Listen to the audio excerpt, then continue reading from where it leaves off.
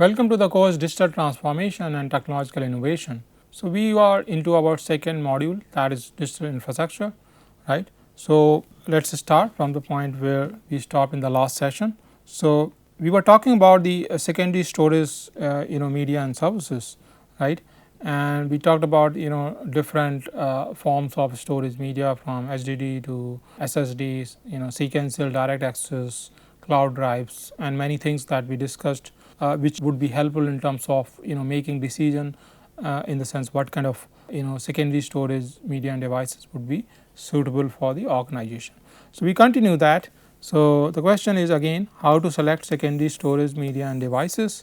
So, what is the verdict then? So, the verdict based on the discussion that we had in the previous session is that the preference is toward the use of direct access because that is faster, higher capacity because demand in terms of storage, and increased portability, right. Different kind of use context can be supported. Certain use context, the portability is more desirable. For example, you are going out to the field and you have devices and you have access to secondary storage because you might have to collect some data while you are in the field. So, the portability is required that way also, right. So, preference is toward direct access, higher capacity, and increased portability. So, how it helps. So, essentially the organizational effectiveness and efficiency. So, if you have computer hardware which supports your information systems, so eventually it will contribute in terms of improving your organizational effectiveness and efficiency, because you would be able to execute your business process, support your business process much better. So, increased by the ability to store large amounts of data and access it quickly, because in a sales context or maybe 24/7 services that you might be providing, or in many other contexts also, it is the fast quick access that is needed, right. And you might have lots of users, lots of consumers or customers. So, that also to support that you also need to store large amounts of data. So, if you go for direct access, higher capacity and increased portability, then you would be able to support or increase your organizational effectiveness and efficiency. So, let us move on. So, we are talking about how to select secondary storage media and devices. Now, we come to the next point. So, what are the needs of businesses and individuals, right. So, because the needs of businesses and individuals, organization might also vary. So, therefore, the kind of information system that they will have will also vary, and therefore, the kind of computer hardware that might be suitable also we need to incorporate all those variances, right. So, we take example of let us say credit card form, right. So, in case of credit card form, the information system should be able to rapidly retrieve stored customer data to approve customer purchases, right. So, because there would be so many people who would be using credit card and there would be so many swipes that would be happening. So, therefore, rapidly retrieve customer data, right, because you need to facilitate the payment that is being done through the credit cards and all the shoppings and the transactions and the swiping that might be happening. So, therefore, what is desirable? Rapidly retrieving data, faster access that is desirable. So, therefore, the characteristic that we might focus on, a fast access method is desirable. So, maybe if you are using secondary storage media, so simple answer becomes that we will go for SSD even if it is expensive, right, because it suits our business need, right. Then similarly, we can take another example. Let us say we are talking about the cold drink farm, right. So, their information systems given cold drink farm, they given their need, because cold drink farm will be customer facing organization and there will be a lot more field work that will also be involved, right. So, the information system should be able to support in field sales, right, because there are so many retail outlets and they would be stocking the cold drinks and the farm needs to go there in the field, support those retail outlets, and therefore, the information system should be able to support the field reps in their field sales via handheld devices. Let us say the organization is giving them handheld devices which would be connected to information systems, right. So, what is important here? The portability and storage capacity, right, because they have to go to the field. So, this portability that they are able to go to the field with the computing devices which has sufficient capacity also, because they might have to walk with some files, store that and all that. So many, just multiply that with the number of sales reps that would be there all across a particular region. So that will go on the higher side. So therefore data might be on the higher side. So storage capacity might be there, and then portability. So the main point is that whether we talk about the credit card form or whether we talk about the cold drink form, the needs of the businesses and the individuals we need to look at, and that will become a factor in terms of deciding what kind of secondary storage media and devices would be more suitable for the information systems.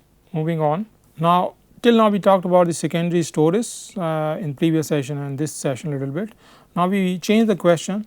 Now we come to the next one, that is how to use the different forms of input devices. So now we are moving towards the input devices, right.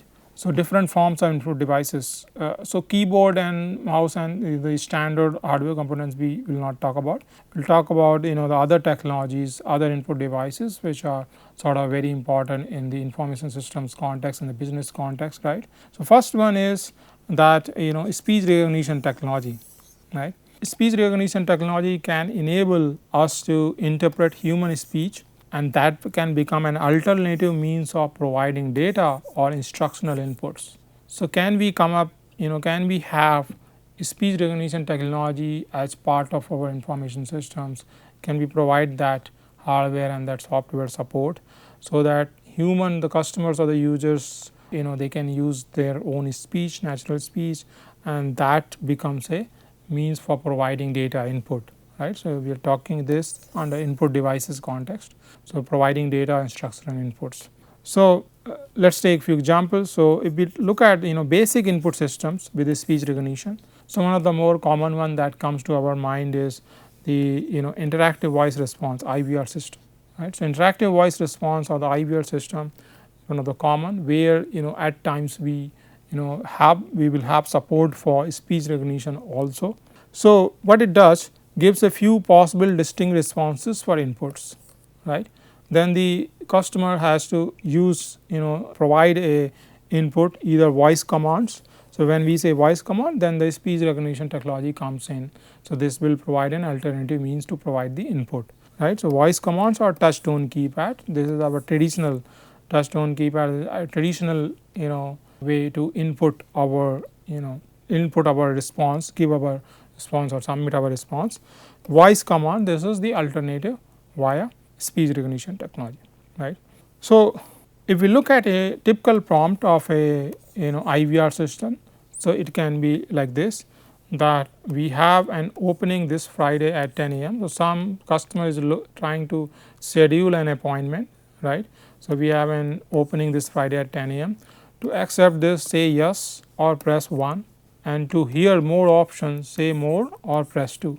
So here you see that IVR system is giving two options, and in both the cases it is giving us two ways to record our inputs, record our response. Say yes or press 1, or say more or press 2, right. So when the customer will say yes or more, one of these options, so essentially you will be using speech. So that therefore speech recognition technology should be that support should be there in the IVR system. This is another way to give input, basic speech recognition system. Now moving on to an advanced input system with speech recognition. So here what is the huge context that we can take, let us say speech recognition we use to convert attorney's dictation into text, right. So there are many other contexts where somebody is saying something or dictating something, and later that is to be used to file reports, documents and other things. So therefore the speech recognition technology can come into the picture and convert this dictation into text. So what it will do, it will solve the workflow bottlenecks, because if we do not do that, then somebody will be noting down what the attorney is saying through a pen based system, pen paper system, and then later it will be converted into digital format, and then the further processing will happen. So workflow will move forward. So to be able to address the workflow bottlenecks, we can use speech recognition technology, which will directly convert whatever attorney is saying, whatever dictation is into text, right. So, this is one example of advanced input system, because now this input system should be able to recognize speech in a way that it is quite understandable when it is converted into text. So, that speech recognition technology should be slightly advanced, should be able to do that, right. This is another example of this. Moving on, next under input devices, next option that is typically taken for to give inputs is digital cameras, right. So, what it does, it means of providing image and video based inputs. So, whenever we are collaborating, working in an organization, working in a team, then there will be lots of meetings, right, online meetings, Zoom, Google Meet. So, these are the common apps that are used. So, there when we are switching on the camera, in a way input is going there, image and video based input is going there, right, and the interaction, this input is part of that interaction, and what we are saying, the audio that can be converted into text or it can be processed directly, or how we are interacting, our pose, expressions, tone and tenor, many other things, they can postures, they can also be analyzed. So, all that data will go in. So, essentially whatever is being recorded through digital cameras in an online meeting context, right, which happens day in and day out. So, that data can also become an input for some other information systems, maybe AI systems, right. And online meeting notes also one has to summarize. So, for that also in that summary, in an advanced summary, one option could be where a posture analysis is also done, in the sense agreement or disagreement to various points that were discussed in a meeting, right.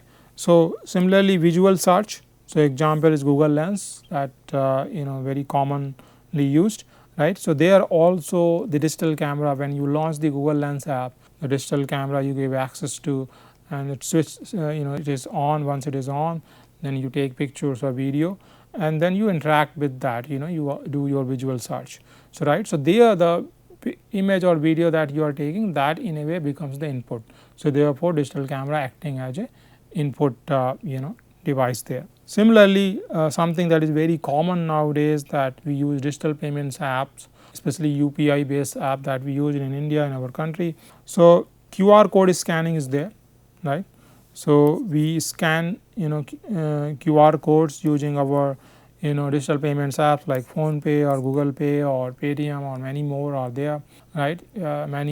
Most of them support UPI, or rather we can say they are UPI based apps, and we scan QR.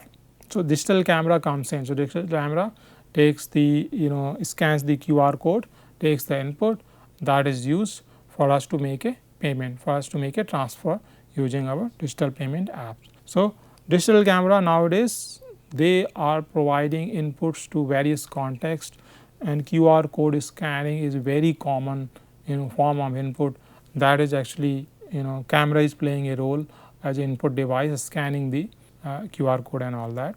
So, this is another context. So, let us move to the next. Next one is the scanning devices. So, there are lots of scanning devices that are used. So, what is the main purpose? So, convert paper based data and information, because it is still much of processing that is happening in developing countries in administrative and other organizational contexts. So, the paper based system is still being used in parallel or in combination. Part of it is digital, part of it still remains paper, right. So, convert paper based data and information into machine readable digital data. But in an organizational context, it will make sense for you to convert this paper based into machine readable digital data, because it could be an input to your information systems, the paper based data that is there. So, to be able to process that, you need to bring it to the digital format, and therefore, scanning devices fill in that gap. So, they become sort of input devices, because you scan all that data information there in the paper, convert that into digital format, and later that will become input to your information systems. So, what are the common scanning devices? Page scanner is there, which are typically come in combination with the printers, right. handheld scanners are also there, right.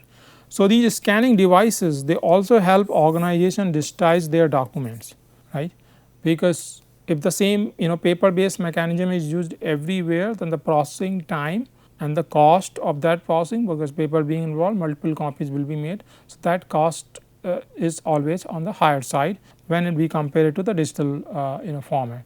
So, whenever necessary, organizations use paper, and then they can use scanning devices, rather they use scanning devices to digitize their documents, and what it does, it reduces the high cost of using paper, right. So, that is another, so providing input, and in that process digitization is happening, digitization of information is happening from paper to needed formats, machine readable formats, and then cost is also going down. Moving on, next is optical data readers. So, what happens in this case, there are two things that we will talk about: optical mark recognition, OMR. So, very common technology that has been in use for a long time. So, in optical mark recognition or OMR, it reads the presence or absence of simple marks. So, all of us might have appeared in the standardized tests or surveys where we have to use pencil and fill those circles in the OMR sheets. So, this is the OMR technology that we are talking about, same OMR technology. So, reads the presence absence of simple marks in specific templated positions. So, that OMR sheet, everything is well crafted, well and there are specific positions, circles where we use pencils to fill it in, right. So, specific templated positions by analyzing the reflected light or pixel density thresholds. So, because the pencil is being used, so the kind of light that would be reflected from those specific position, that will change where you use the pencil and where you did not, and then there would be threshold employed, and then presence absence would be recorded, right. So, OMR this is one of the optical data readers, one technology, so typically used in standardized tests and surveys, and there are lots of competitive and aptitude tests that happen, right, in most countries, and there this is being used. So, this becomes in a way input, so the input to the grading system, right. So, what is being read through this technology, so that becomes an input to the grading or those kind of information systems. Moving on, next is optical character recognition or OCR. So, what it does, the second one under optical data readers, so converts the scanned image, right. So, images will be scanned. So, then once the scanning is done, we convert that scanned image to high contrast black and white, right. So, first the scanning will happen under OCR, then the scanned image will be converted into high contrast black and white, then identifies characters, words or symbols, because this is optical character recognition. So, we are looking for these characters, words and symbols, and those are identified using pattern matching and AI based algorithms or systems, and shape or context of these characters, words, symbols are used. So, context around what is written there, and the shape of the characters or the words or symbols. So, that is used for pattern matching, right, and then converts into, once the character or word or symbol is identified that this is particular A or B or any other character or symbol, then it is converted into a machine readable digital data. There are lots of steps involved in this OCR: scanning image, converting that into high contrast black and white, then identification of the character, word, symbols using pattern matching based on shape or context or both, right, and then conversion of whatever symbol or character that was identified into a machine readable digital data. So, essentially through this complex process we digitized whatever data was there. So, example, digitizing IDs would be their cars, contacts. So, these would be in a physical formats, and we can use OCR to actually digitize them. And nowadays we also get OCR support from Google Drive and Docs. So, you can use Google Drive and Docs also, which will support the, once the scanned image and all that is there. So, it will support the rest of these steps. So, it provides the software support. Google Drive and Docs in combination provide the software support for the OCR. Moving on, magnetic ink character recognition, MICR devices, right. So, what this is about? So, these devices, the data would actually be printed with a special magnetic ink, right, using a special character set. So, data printed with a special magnetic ink using a special character set and readable by people and computers. So, this MICR devices, MICR technology provides this special magnetic ink, a special character set, and the data would be printed by that. We can read and computers can also read. So, what it does, it provides a system for reading, example one use case, system for reading banking data on checks for faster processing, right. There are so many checks that banks need to process, right. So, some of that data, that banking data that is there on check, if it is printed using this magnetic ink, so that is something that can be quickly, that can be read by MICR devices, MICR systems, and faster processing can be done. So, this is another way to take the input, especially in the banking context. Now, moving on, magnetic strip cards. So, what are magnetic strip cards about? So, a limited amount of data is actually stored using a small magnetized areas in a band on the card. So, card, typically there would be a small band or strip, and there small magnetized area, there using a small magnetized area, the data would be limited data would be stored. So, then the card is typically that card which has this magnetic strip will be physically swiped at a terminal's magnetic reading head.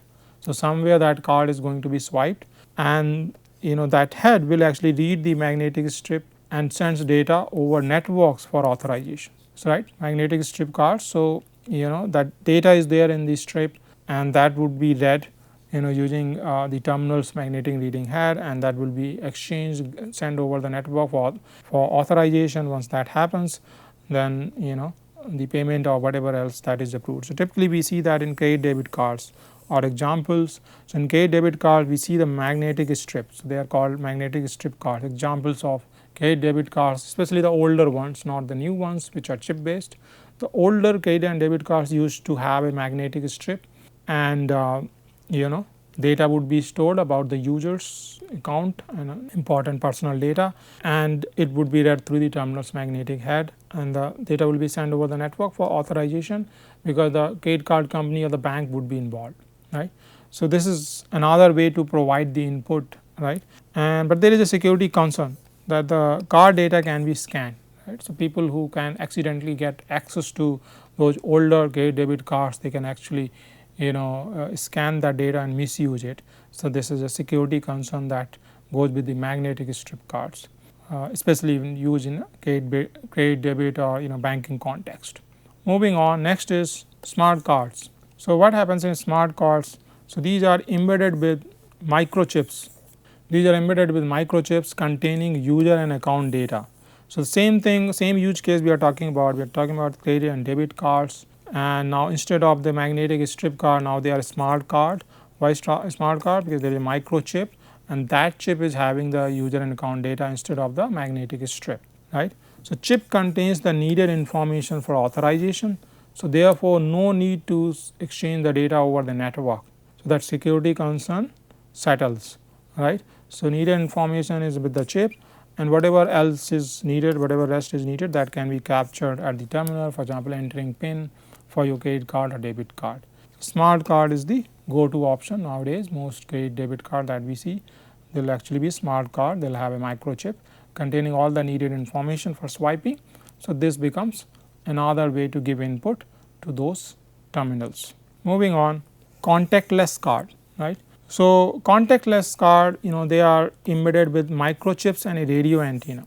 So, there is a microchip and a radio antenna, and what we do, so some of us might be having the credit and debit card where we actually tap or wave to the terminal. So, obviously it is a different terminal than what we might be having in magnetic strip, that is older one, then the smart card, and then this one where the radio antenna is also there along with the microchips. So, microchip and radio antenna both are embedded. So, it enables users to simply tap or wave near a terminal, right. So, we tap or wave near a terminal sales point, right, and exchange necessary information using NFC, near field communication, right. So, tapping and waving, that near field communication needed, so that the information can be exchanged through that communication mode. So, what is NFC? This is a specialized form of radio frequency identification, RFID. So, RFID will again talk about. So, NFC is a specialized form of that, and this NFC is used in these contactless cards which have the microchip and the radio antenna. So, therefore, once we take them closer to the terminal, so it takes energy from the radio signals that it receives from the terminal, and then the exchange happens. But this also has a security concern that card data can be scanned, right. So, this is about different input devices and different contexts we have talked about. So, let us stop here. We will continue our discussion next session. Thank you.